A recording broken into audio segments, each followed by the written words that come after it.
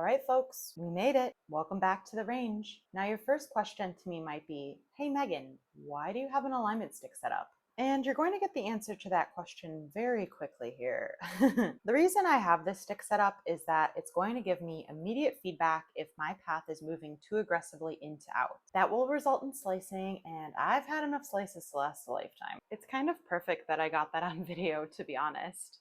All right. Today we're working on my body position at impact, and this is going to take some serious time and effort to get the reps in and make this change. Ideally at impact, my trail knee should be pointing towards the target while my lead knee extends and I swing through. On a separate note, I should also be moving my hips back versus coming up out of my stance to swing through. But like I said, this is a really big change and it's going to take some time. I took this still from one of my rehearsals today to give you an idea of what I'm working towards. I think I'm doing a better job of pointing my trail knee, but really not so much with extending my left knee yet.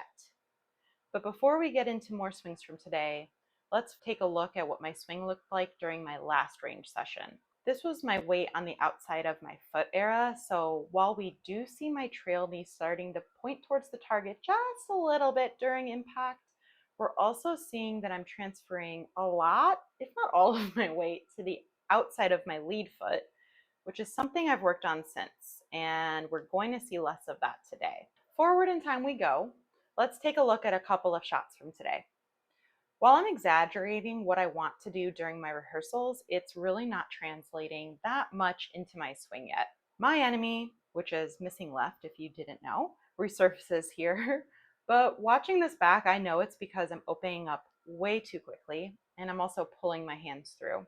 Everything is moving left here, and honestly, the ball really has no choice or even a chance to do anything but go left as well. Let's take a look at the next shot. Now I do end up slicing here, but it'll be pretty clear why I did this once we look at the slow-mo and catch that my knuckles weren't facing towards the ground during my downswing. This left my club head super open, and well, that's kind of what happens when you do that. Here we can see the tiniest bit of improvement though with working to get my trail knee pointing towards the target. And we are operating in baby steps here, folks. It's really important to celebrate the tiny wins. You know those shots in golf that give you goosebumps and make you fall in love with the sport just a little bit more? This was one of those shots for me. The flight path could not have been straighter, and I'm thrilled with what just happened. While mechanically this swing shows how much work I have left to do, I want to celebrate this moment because it is so easy to take the fun out of golf.